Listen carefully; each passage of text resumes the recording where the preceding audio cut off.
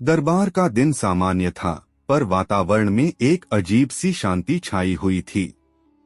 अकबर सिंहासन पर बैठे थे और बीरबल अपने स्थान पर खड़े मुस्कुरा रहे थे। तभी अचानक दरबार के द्वार खुले और 3 साधु अंदर आए। उनके वस्त्र केसरिया, चेहरे पर तेज पर आंखों में कोई रहस्यमय आग थी। मुख्य साधु ने कहा, जहांपनाह, हम तीनों दूर पर्वतों से आए हैं। हमारे पास ज्ञान है, साधना है और सत्य की पहचान है। पर हमने सुना है कि तुम्हारे दरबार में एक व्यक्ति है जो अपनी बुद्धि से सबको मात देता है, बीरबल। अकबर ने मुस्कुराकर कहा, हाँ, बीरबल ही हैं वो। तुम क्या चाहते हो उनसे? साधु बोले, हम उसे 3 रहस्यमय चुनौतियां देंगे। अगर वो जीत गया तो हम उसे त्रिकालज्ञानी मान लेंगे, पर अगर वो हार गया तो उसे हमें अपना मौन व्रत सौंपना होगा, यानी जीवन भर मौन रहना पड़ेगा। दरबार में सन्नाटा छा गया। अकबर ने बीरबल की ओर देखा। बीरबल, क्या तुम यह चुनौती स्वीकार करते हो? बीरबल मुस्कुराए, जहांपनाह, अगर सच की पहचान मौन से होती तो संसार में संवाद क्यों होते? मैं यह चुनौती स्वीकार करता हूँ। पहला साधु आगे बढ़ा। उसने कहा, पहली चुनौती यह है, बताओ इस संसार में वह कौन सी चीज है जो पैदा होते ही मरने लगती है और मरते मारते अमर हो जाती है। दरबार के सभी विद्वान चुप हो गए। सवाल गहरा था, अर्थ अस्पष्ट। बीरबल ने कुछ पल आंखें मूंदी, फिर बोले, उत्तर है समय। समय जन्मते ही बीतने लगता है, यानी मरने लगता है। और जब कोई व्यक्ति अपने कर्मों से इतिहास रच देता है तो समय में वही अमर हो जाता है। साधु ने सिर झुका दिया। सही कहा, बीरबल। तुमने पहले द्वार की पहेली पार कर ली। अब दूसरा साधु आगे बढ़ा। उसकी आवाज गंभीर थी। दूसरी चुनौती यह है, बताओ इस दुनिया में कौन सी चीज ऐसी है जो बिना देखे सब कुछ दिखा देती है और बिना बोले सब कुछ कह जाती है। अकबर सहित पूरा दरबार स्तब्ध। बीरबल के चेहरे पर हल्की मुस्कान थी। उन्होंने कहा, उत्तर है मन। मन आंखों से नहीं देखता, पर हर दृश्य को महसूस करता है। यह शब्दों से नहीं बोलता, पर हर भावना व्यक्त कर देता है। जब मन निर्मल होता है तो इंसान दुनिया को वैसा देखता है जैसा वह है, और जब मन दूषित होता है तो दुनिया वैसी लगती है जैसी वह सोचता है। दूसरा साधु भी मौन हो गया। उसने झुककर कहा, तुमने सत्य को सही पहचाना। अब तीसरा साधु आगे आया। उसकी आंखों में रहस्य था। वह बोला, तीसरी और आखिरी चुनौती कठिन है, बीरबल। बताओ इस संसार में वह कौन सी चीज है जो हर व्यक्ति के पास है, पर वह उसे तब तक नहीं पहचानता जब तक वह उससे छिन न जाए। सवाल सुनकर पूरा दरबार चुप हो गया। बीरबल ने कुछ देर शांत रहकर कहा, उत्तर है विश्वास।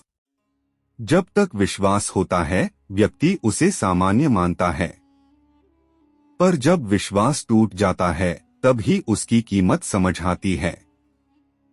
विश्वास हर रिश्ते, हर शासन और हर धर्म की नींव है। तीनों साधु दरबार से जा चुके थे, पर उनके सवालों की गूंज अभी भी दीवारों में रह गई थी। अकबर अपने सिंहासन पर बैठे थे और बीरबल गहरी सोच में डूबे हुए थे। अकबर ने पूछा, बीरबल, तुम्हारे जवाब तो अद्भुत थे, पर क्या तुम्हें नहीं लगता कि उन साधुओं के पीछे कुछ और मंशा थी? बीरबल मुस्कुराए, जहांपनाह, जब कोई प्रश्न केवल बुद्धि नहीं आत्मा को भी छू जाए तो समझिए उसके पीछे कोई रहस्य जरूर होता है। वे साधु सिर्फ ज्ञान की परीक्षा लेने नहीं आए थे, कुछ खोज रहे थे।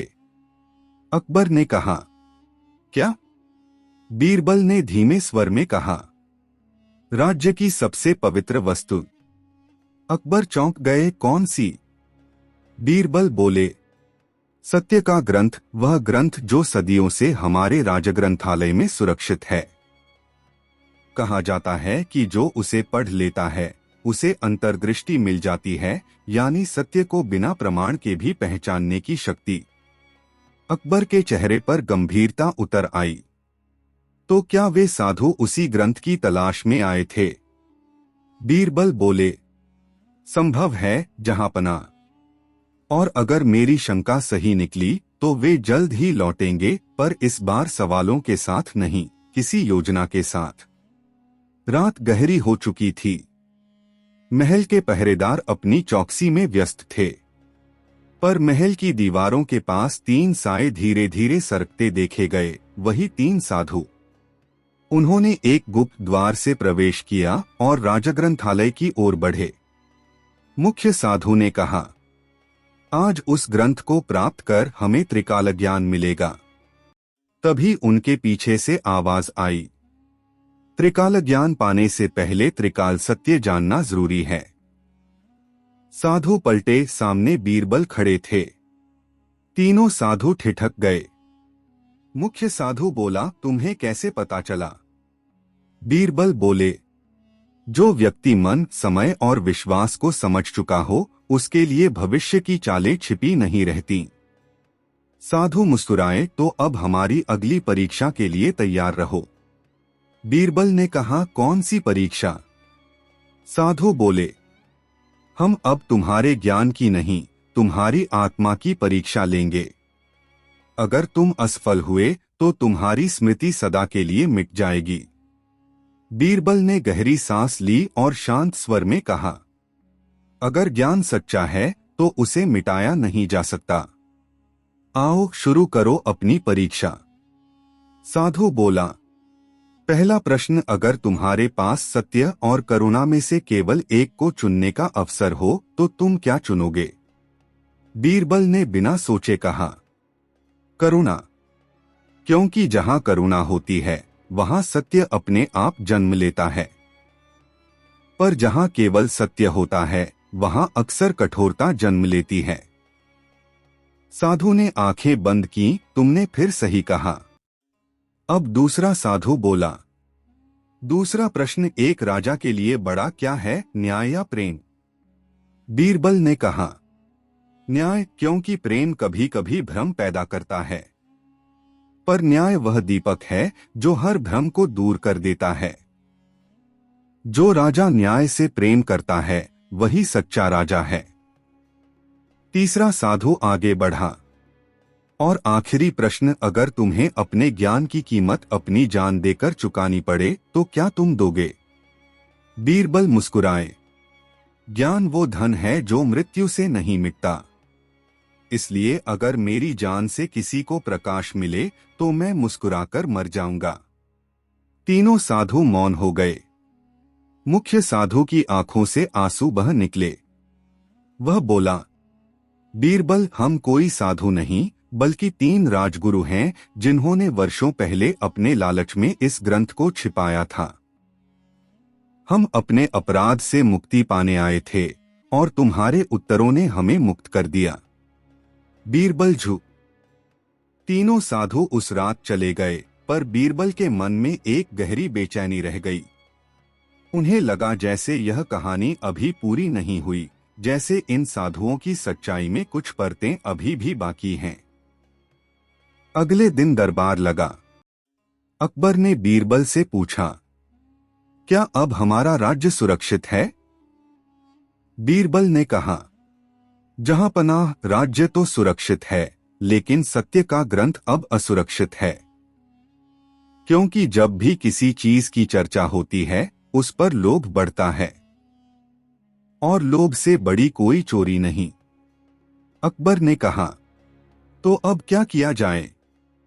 बीरबल ने कहा, सत्य के ग्रंथ को उसकी जगह से हटाकर ऐसी जगह रखो जहां कोई खोज न सके, और केवल वह व्यक्ति उसे पा सके जो खुद के भीतर सत्य खोज ले। अकबर को बीरबल की बात गहरी लगी, पर उन्होंने कुछ नहीं कहा। रात को बीरबल स्वयं राजग्रंथालय पहुंचे। उन्होंने उस ग्रंथ को उठाया, एक पुरानी चमड़े की जिल्द में लिपटा हुआ, जिसमें स्वर्ण अक्षरों में लिखा था, सत्य परम ब्रह्मा, सत्य ही परम ईश्वर है। बीरबल ने ग्रंथ को महल के नीचे बने गुप्त तहखाने में रखा, वहां जहां केवल वे और अकबर ही जा सकते थे। उन्होंने कहा, अब यह ग्रंथ नहीं बल्कि एक परीक्षा है। जो सत्य के लिए योग्य होगा वही इसे पाएगा। लेकिन कहानी यहीं खत्म नहीं हुई। 3 दिन बाद महल में एक नया सन्यासी आया। उसकी आंखों में अपूर्व तेज था और उसके शब्दों में अजीब आकर्षण। वह बोला, जहां पनाह, सुना है आपके राज्य में वह ग्रंथ है जो सत्य के रहस्य खोलता है।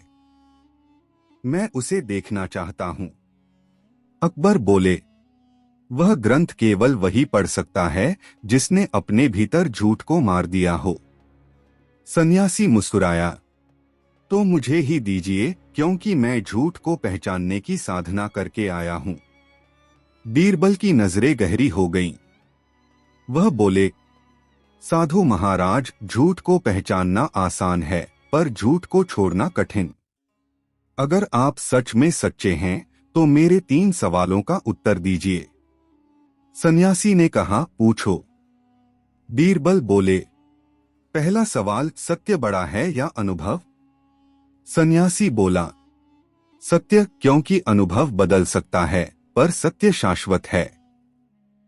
बीरबल मुस्कुराए, गलत, क्योंकि जब तक अनुभव न हो तब तक सत्य केवल शब्द है।